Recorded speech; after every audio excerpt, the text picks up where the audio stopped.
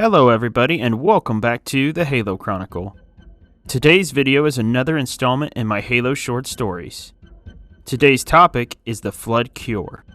Throughout the Halo mythos, there have been rumors about a possible cure or immunity to the Flood.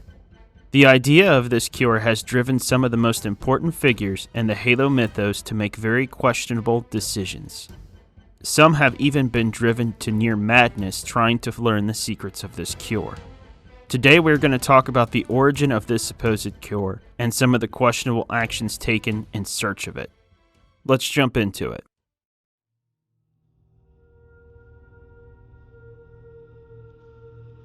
The first mention of a possible cure for the Flood comes from the latter days of the Human Forerunner War.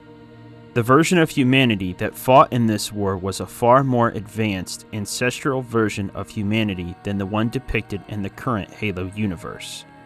They are commonly called Ancient Humanity.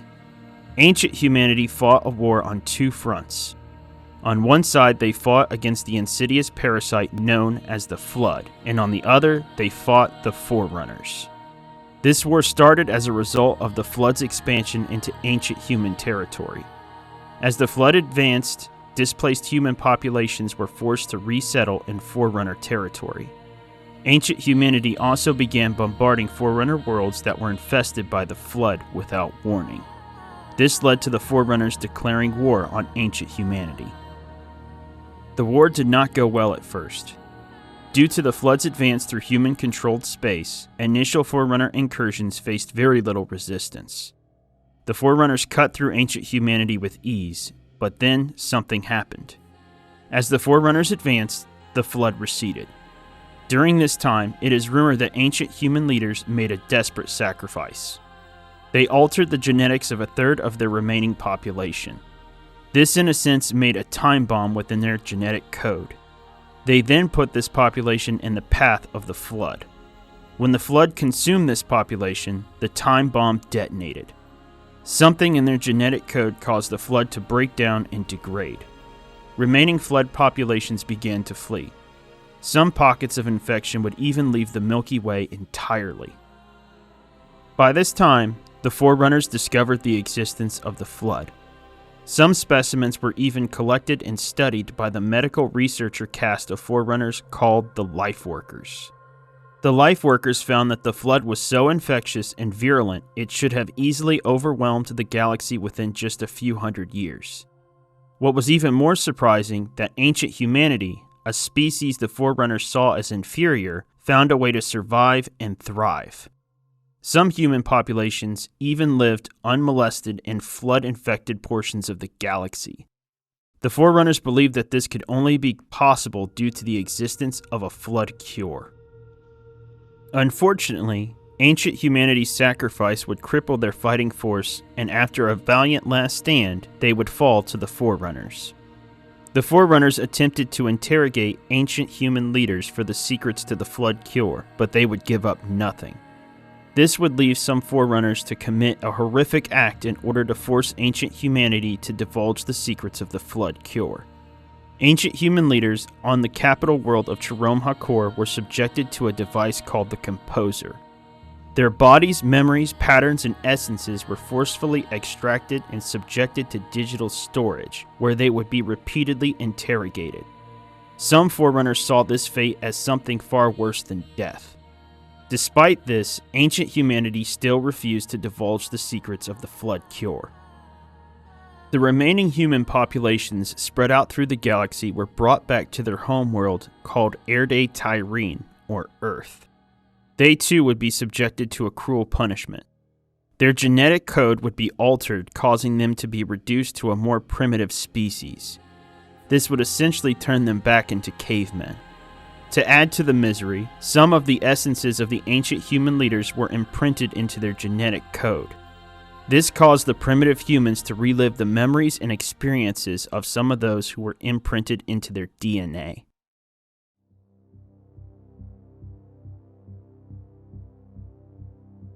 After the Forerunners were unable to obtain the secrets of the Flood cure from ancient humanity, they would be forced to prepare other methods to combat the eventual return of the Flood.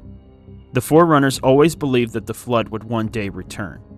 To combat the parasite, the Forerunner Council empowered the leader of the Forerunner Builder clan, the Master Builder, to build a weapon of last resort should they not be successful. The Master Builder built an array of weapons unlike anything ever seen before. A set of 12 massive ring-shaped installations were created from an extragalactic forging location called the Greater Arc. These installations were capable of sending out a pulse of radiation strong enough to kill all intelligent life in the galaxy, thus denying the Flood the sustenance it needed to survive. This array of weapons would be called the Halo Array. Unfortunately, the first set of Halo installations would come with a series of major design flaws. The Halo installations created within the first array could only fire linearly in one direction. To make matters even worse, the immense 30,000 kilometer size of the initial array made them extremely difficult to transport. The Master Builder discovered these flaws during the final building stages, and it was too late to correct them. To remedy this mistake, he commissioned the construction of a much smaller and more powerful array of Halo installations, but this would take several hundred years to complete. After word of the first array's defects reached the Forerunner Council, the Master Builder's standing began to diminish. Coincidentally, the Flood had also made its return to the Milky Way and had begun attacking Forerunner territory. In order to regain his lost standing and to combat the Flood, the Master Builder would turn his attention from Halo to something that he believed was more tangible. He turned his attention to finding a cure for the Flood. The Master Builder ordered the construction of Flood research stations on each of the existing Halo installations. He then began performing sickening experiments on humans stationed on these installations. These experiments aimed to expose live human test subjects to Flood infection. By studying the interaction, the Master Builder hoped to discover the secrets of the Flood cure. These experiments lasted for years, and when the Master Builder ran out of test subjects, he would have his forces bring more human specimens from humanity's homeworld, Erde Tyrene. The very few humans who survived these experiments would call these research stations the Palace of Pain. After the Master Builder's experiments failed to reveal the Flood cure, he would seek out ancient humanity's old ally, the Sanchayum. The Sanchayum and ancient humanity worked hand in hand throughout humanity's early rise in the Milky Way. The Master Builder believed that the Sanchayum leaders may be able to help him find the secrets of the cure, but this would not come to pass. The Sanchayum, who were just visited by the Librarian, would become restless and believed that the end of the universe was upon them. When the Master Builder and his forces arrived, they would be met by a Sanchayum revolt. The Sanchayum forces began attacking the Master Builder's fleet. The Master Builder responded with a horrific show of strength. His forces devastated the Sanchayum home planet and captured their leaders. To the Master Builder's surprise, an old political rival, the Didact, then entered the system. The Didact hoped to speak to the Sanchayum as well, but he would not get the chance. The Didact would be lured into a clever trap and would be captured by the Master Builder's forces. The Master Builder would then torture and interrogate both the Didact and the Sanchayum leaders. Despite his continued efforts, the Master Builder was unable to get his prisoners to divulge the Flood cure. For their defiance, the Master Builder ordered that a halo be fired in the Sanchayum home system. This act was in direct violation of Forerunner Council mandate. This attack nearly wiped out all of the Sanchayum. The Didact would be sentenced to a dark fate as well. He would be stripped of all of his personal armor and means of defense. He was then stored in a weapons-grade stasis bubble. He would be loaded into a derelict ship and sent into a burn, or portion of the galaxy that was completely infected by the Flood. The Didact would later be tortured and interrogated by a Flood grave mine due to the sentence passed by the Master Builder. The Didact would survive his encounter with the Flood grave mine, but he would be driven to near insanity. He would return to Forerunner-controlled space and eventually would return to his primary shield world, Requiem.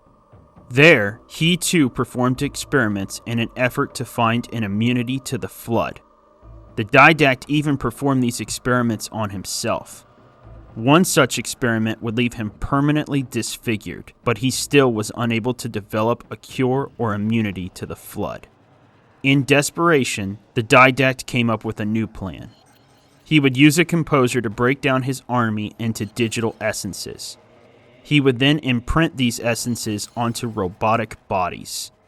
These bodies would later be called the Prometheans. It was believed that these Prometheans were immune to flood infection, but the Didact did not have enough soldiers to test this theory. To increase the size of his army, the Didact decided to do something unforgivable.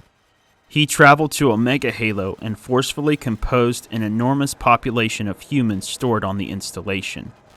This population was brought there under the protection of his wife, the Librarian, as a part of her conservation measure.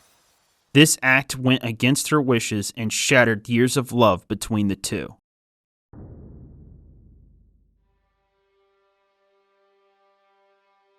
Towards the end of the Forerunner Flood War, the ISO Didact, an ingenious copy of the original Didact, would capture and interrogate a precursor called the Primordial.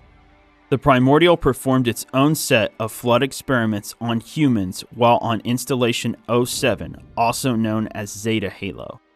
The Primordial would also merge into the flood and become one, if not the first, flood gravemind. The interrogation would reveal a horrific truth about the supposed flood cure. The Primordial would reveal that there was never a cure for the flood. Towards the end of the Human Forerunner War, the flood voluntarily retreated from the galaxy to give the illusion that there was a cure. This illusion caused the Forerunners to waste valuable time and resources on something that never truly existed. This reveal caused the ISO Didact to go into a justified fit of rage and execute the Primordial.